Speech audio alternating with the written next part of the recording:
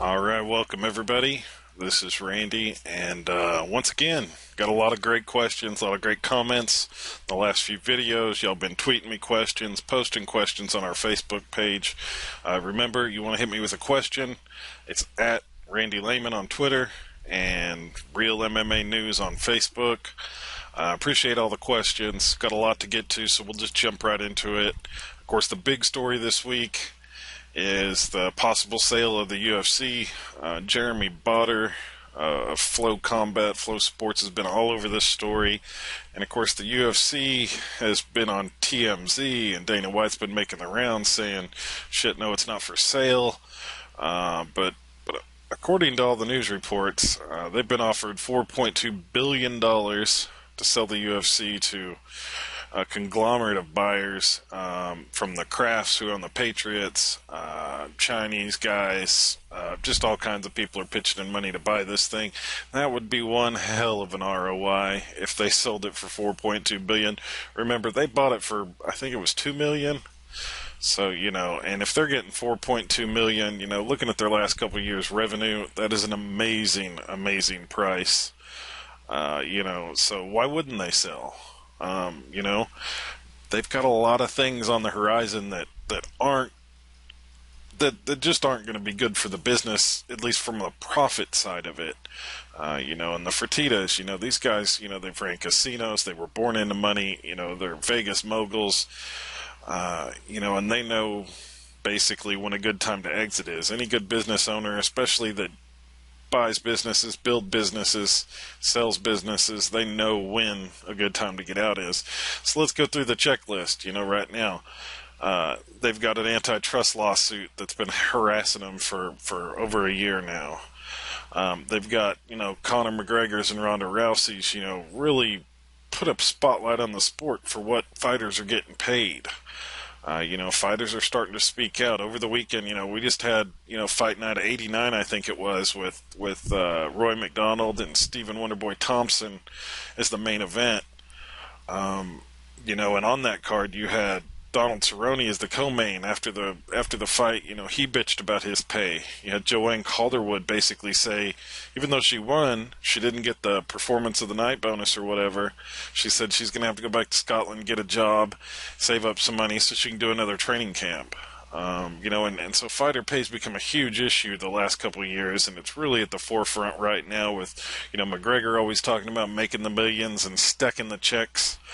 The UFC did say, that, they're giving Calderwood a new contract and a bonus, which is great. But, and I think you can thank social media and the kind of backlash, of people saying, holy shit, the greatest fighters in the world have to have jobs to fight in the UFC. Imagine that in any other sport.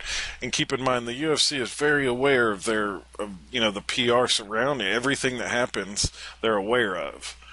And, that's just a situation that's going to gain momentum and grow. It's a matter of time before there is some sort of fighter association. It may not happen in the next 5 years or so, but it's going to eventually happen. The fighters basically, got screwed with the Reebok deal. Some fighters lost hundreds of thousands of dollars per fight because of that. It limits their sponsorship opportunities. It just costs them money. And then, the UFC doesn't want that kind of bad PR, so they're in a tough spot. They've got USADA causing issues. And at first we didn't see a lot of cards impacted by it, a lot of fighters impacted by it, but now you've got, Chad Mendez popping positive, and you have other fights getting popped or getting, canceled basically because of people popping. And now you've got congressmen and senators talking about porting over the Ali Act from boxing to MMA to basically give these fighters some protections that they don't have. And to put that into perspective, the senator, the congressman that proposed it said basically, hey, if the UFC will make these guys actual employees and give them the protections employees have, I'll back off. But if not, they need to, this needs to happen to, give some kind of protection to the fighters as independent contractors, which by any definition, and keep in mind, I spent years in the corporate world handling legal issues, legal affairs, HR type issues, and the UFC is exploiting a gray area of independent contractors, and that needs rectified. They basically have no bargaining power. They have no say. You know, the video game, they lose their rights, their likeness rights to that. They have no say in the Reebok deal. They have no say in the television deal. You know, it's big news when the NBA and NHL and NFL, you know, do a new TV deal, because it's billions of dollars, and the players automatically get a cut of that. And the UFC cut a TV deal, and the players don't get shit from it, from Fox Sports. They don't get shit. Now, that deal's going to go on for a couple more years, I think, and then, you know, whoever else is going to get a hold of it. Before that happens, if the fighters can come up with some kind of way to work together, you know, they can get a big chunk of that, and we can start seeing the best fighters in the world, at least the fighters in the UFC, you know, be able to make that their full-time career, and actually not, you know, have to take jobs in between, and, you know, have money be such an issue.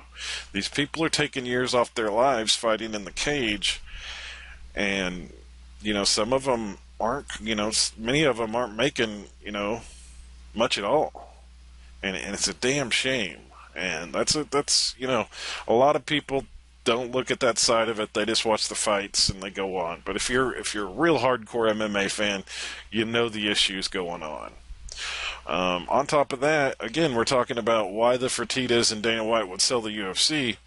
They've had a couple of great years. UFC 200 is less than a month away. The way the card is stacked, you know, you take average pay-per-view numbers, you elevate those, the gate numbers, they're going to make hundreds of millions of dollars off UFC 200. It's a big payday for the UFC. And, you know, there's just not a better time. When you're selling a business, to give you an idea, you know, generally when you're buying a business, you'll look at actual profits for the last several years, you know, going back a certain amount of time, and revenue, and then gross revenue and net profits. And you'll say, okay, you know, over a period of time, we can expect to make this. If you're looking at the UFC right now, 5 years from now, you don't expect the UFC to be doing a ton better. You know, if they could get a better TV deal, sure, make money for that. A better clothing line deal, sure, and make money for that. But, you know, overall, you know, you've got the lawsuit on the horizon. You have the possibility of the Ali Act. And I'm not going to get into the nuts and bolts of the Ali Act. Luke Thomas has covered it quite a bit. The guys at Bloody Elbow have really dove into it. They have an entire 2-hour podcast dedicated to it. But basically, it gives the fighters a lot more rights, a lot more power. You know, and it's going to eventually end up where the fighters make more money. I mean, just there's no two ways about it. You know, so right now you've got all these things right on the horizon that the UFC's staring at. All things that are going to be things that basically cost the UFC money. Now, if they expand into China and do all this stuff, they can make up those losses for sure. But if you're the UFC, this is a prime time to sell. There's just no two ways about it. It's a great time to sell for them, especially for that price tag. You know, they're worth a shit ton of money, and there may not be a better time. You know, you've got fighters wanting more money and all these other things happening.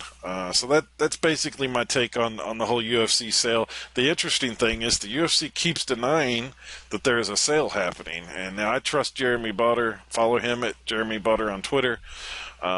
You know, and Ariel's Helwani's reported it, and the UFC flat out has been denying it. They used TMZ the other day to publish another story saying, you know, the rumors are false. That's not true. But I'm 99% sure we're going to come to find out that it is true, and, you know, they're selling. And the word is the Fertittas are going to be out. They're going to buy Dana out, and then give him some new stock options and keep him on for, I would assume, at least a year, 2-year contract. You know, when you buy something this big, you can't just gut the upper management and expect the business to run smooth. You know, whoever buys it, they're not in the fight business. And, you know, they have to have, you know, the Sean Shelbys and the Joe Silvas and the Dana Whites to keep the train rolling until they get used to how the business works. And this is where it gets really scary, because as a fight fan, you know, I know that the Fertittas and Danas, for all their faults, for all the bullshit, for all the hateful shit Dana does, and I've always been a pretty big Dana fan, but I know he can be just a ruthless son of a bitch. And that's just the way business is. You know, you can argue that point all day long, but these guys bought the UFC because they love MMA. They didn't do it because they thought they were going to make billions. You know, maybe they hoped they would, but I think they're pretty realistic. They knew this was really a long shot to make work, and they've done it. These guys love the sport. That's why they bought it. Now, when you've got a new group of owners and a new board of directors that are looking at, hey, we just spent $4+ billion on this, we need to, get revenue up, get money back, expand, things like that. That's just not going to be great for the sport as a whole initially, and it could have drastic consequences on the sport. Right now, one of the great things about the UFC and why they've always had such a loyal, hardcore fan base is because the fans do influence the way the company runs to a certain extent, especially in terms of fights. Thinking back, other than the big super fights, if the public really pushes for a matchup that makes any sort of sense, the UFC has made it happen. And I'm sure you can find outliers in there, but if you're a UFC fan for the last few years, that's the way it is, which is exactly the opposite of boxing. And that's why boxing has suffered so much the last couple decades. It got to be all about making every goddamn cent you could out of everything. And the matchups have suffered. It took, how many years to make Pacquiao and Mayweather, and it was made 5 years too late. The fight sucked, but it was a huge money grab by everybody involved, from Mayweather to whoever else was involved with it. That's the kind of shit we may run into once MMA is managed and directed by people that have them but dollar signs in their brain, not the long-term health of the sport. Their focus will be on getting that $4+ billion back. You can bet your ass. So don't expect pay-per-view prices to go down or Fight Pass to go down. You can expect prices to increase, I would think. You could expect to see, a lot of things. I could think of a ton of scenarios, and you guys are smart. I'm sure you can think of ones too, where, the focus is no longer bringing the sport along and expanding the sport, but just sucking every penny out of it we can get. Could be, worse cards. It could be worse matchups. It could be a lot of things. It could be oversaturation even, which, is something the UFC kind of pushed into there for a good year or two and realized they had to back off on that. Because it was hurting the sport overall. It was really hurting the bottom line. They had really shitty pay-per-views that just weren't worth buying, but they did them anyway. So we could see, less free content, less Fox Sports 1 type stuff, and more just, a pay-per-view every couple of weeks. Imagine that as a scenario where everybody wants to see these fights, but are you going to, pay-per-view every fight? Or, every fight card, for example. So, there's a lot of issues that you could run into there, and that's what a lot of the comments I've been getting on Twitter and Facebook and other places, that seems to be the general concern.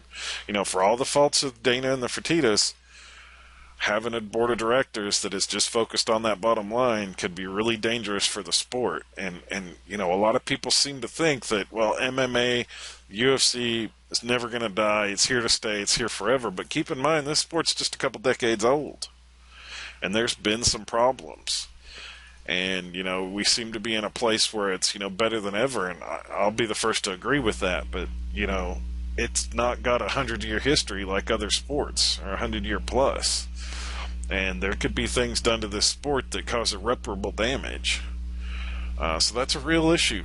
It's a real concern. I think, a new company, a new direction could be great. But if you expect, fighters to get a big pay increase right away, and for, any other things like that to happen, that's just not realistic. So anyway, that's my thoughts on that, and that's been a majority of the questions I've gotten. A few other questions I got. Everybody asked me what I thought of McDonald versus Thompson, and I thought it was a brilliant fight. A lot of people are complaining that Firas Zahabi, had bad game plan for Roy. And a lot of people, said, he's boring, just like GSP's fights were boring. But I don't think that's the whole story. I think that's part of it. I think Roy did have issues with Thompson and the distancing. But I think Roy took a lot of damage. He just fought, 11, 12 months ago against Lawler, got stopped late in the fifth of a fight he was winning, with the shattered nose. And I think he is still suffering some effects from that shattered nose. If you watch the fight, in the fourth and fifth, he got cracked in the nose and it started pouring. He had a huge hematoma on his head. If you've ever just been punched in the nose, you know how hard it is. Your tears well up in your eyes. Your nose starts to breathe, and it's harder to breathe. And that's a lot. And Roy even said after the fight, he said, in the McDonald or in the Lawler fight, when that happened, I just had to go down. My body just said, that's it, go down. I can't see, I can't breathe. He said, I pushed through that in this fight. But you could tell he was really conscious of it when it happened. Some people were praising the kind of forearm guard he started putting up in the fourth and fifth, saying, well, that's really innovative and all that stuff. I think he was doing that to protect that nose. He didn't want another shot hitting that nose. And he still went after it, in the fifth especially. He didn't give up. But I think he's got some nose issues. He's talking about, he's going to have to try some surgery or something because it just keeps breaking. And that's something that, you just can't. You can't deal with a broken nose every time you get hit. But it was a great fight, I think, even though it, a lot of people, I think, want to see some crazy slugfest. But Thompson is just a master at distance right now, and people have got a riddle to solve, just like they did with Machida. That really quick in and out karate style is something a lot of guys are gonna have trouble with. You just don't spar people doing, that kind of martial art right now. And he's worked on his takedown defense. He's spent, over a year now working with Weidman, one of the best wrestlers in the game. It's really interesting. It'd be a hell of a fight between Thompson and Lawler. I think Lawler is going to get by Tyrone Woodley, who he scheduled to fight. I think that's really interesting. I don't want to talk much. I got a lot of questions about the Ariel thing and the whole UFC stripped his credentials, banned him. I'm sure everybody heard about that. I don't want to get too deep into that. I think, that was kind of Dana's temper coming through. A lot of people say it was actually Lorenzo. I don't know the ins and outs, and even though Ariel did a 2-hour show talking about it, Ariel revealed basically allowed himself to be compromised as a journalist. And some people caught that and some people didn't, but essentially Ariel admitted he was being paid while he was doing the UFC on Fox stuff. He was being paid by Zuffa, and that causes a lot of problems as a journalist. Basically nobody is unbiased, not any journalist. That's just not the way humanity works. So get that out of your head. But actually taking money from the organization you're covering is a big issue, and Ariel minimized that and downplayed that as much as possible. But I think it's a real issue that didn't get enough play. But in the end, Ariel's still doing what he needs to do. I really enjoy a lot of his interviews in his show. I really hope they give somebody new the Journalist of the Year type shit that they keep giving him. So I think he's won 4 or 5 years in a row. I don't think you can be Journalist of the Year when you're compromised like that. I think he needs to do more real journalism and less interviews and things, and it sounds like he's going to have to now that his access is going to be a little different than it was. But overall, I think it turned out the way it should. UFC got pissed off, went after Ariel. They worked it out. It's not the end of the world. But right now there's a lot of pressure on Jeremy Botter, because of the UFC Sale stuff, and if it turns out the UFC doesn't get sold the next couple months, it's really going to hurt his credibility, and I hate to see that. But I think the sale is for real. But MMA journalism is not a pleasant place to be sometimes. Any journalism really isn't, but UFC is a special kind of pain in the ass. Again, I'm not going to get too much into that. It is what it is. I'm glad to see him back. I don't think anybody needs banned. The world threw a fit when Mayweather banned a couple people from that fight. And rightfully so. A lot of people, there's a lot of backlash towards the UFC from ESPN to Fox to you name it. Major sporting outlets called the UFC out on banning Ariel, and it got rectified. So, let's see. A few more questions I got about, it looks like Diaz and McGregor's back on for UFC 202. Of course, Brock Lesnar's going to fight at 200. A lot of people, look, I'll be honest, I've never been a Brock fan. Not a pro wrestling fan anymore. I was when I was a kid. Went to a couple WWEs or WWF events in Anchorage when I was a teenager. I loved that shit then. It's gotten a little different since I'm older now. I still can enjoy it. But, it's not a big deal to me. I didn't think Brock was that good at the time. Not that he wasn't that talented, really, just that the heavyweight division has just been so shallow and has been always, pretty much. And it's definitely no different now. We just saw the belt change hands a couple times. Of course, damn near every division has had the belt change hands in it, but heavyweight is definitely not a stacked division. I think Lesnar versus Hunt is a great fight, and I think it's a super dangerous one for Brock, which kind of surprised me.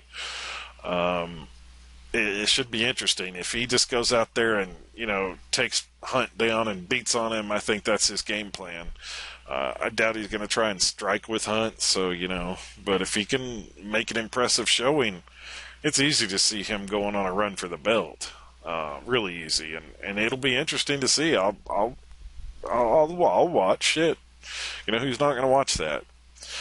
And the other questions I've been getting again with the heavyweights is Fedor, and I'll again never been a Fedor fan. I didn't get into MMA until 2008, 2009-ish. Always heard he was the best ever, but I've watched all the fights, guys, and again, I think competition is the real issue. It's hard to tell. And, he just basically got took to the woodshed by Fabio Maldonado, who is not known as, a great, he couldn't make it in the UFC. And he basically, anywhere else, if you watch the Fedor Maldonado fight the other day, if that's in the UFC, it's stopped in the first round. Maldonado wins by TKO over Fedor. Even the announcer couldn't believe what he was seeing and wasn't sure why the fight wasn't stopped. Fedor may be the best heavyweight ever to this point. I don't really care, but I have little desire to see him, really. I was interested when he fought Dan Henderson years ago. I thought that was a great matchup and a great fight. He got knocked out. I think that was pretty much the end of Fedor being Fedor. So, that's my take on that. Anyway, this has gone a little longer than I wanted it to. Again, I appreciate all the questions, guys, all the comments. Please share this video, like this video, leave a comment. Once again, we're going to be giving away gloves, signed MMA gloves. I'm not sure who they're signed by this time, either Frankie Edgar, or is it? Yeah, it's Conor McGregor. So, we're going to select somebody at random that shares and likes this video, and we'll contact you when you're the winner. We're going to announce the winner next week on the next podcast, so look out for that.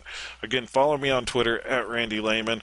Follow us on Facebook, Real MMA News, and check out our website, realmmanews.com, and hit me up with questions, comments, bitches, gripes, anything you can think of. Until then, you guys have fun.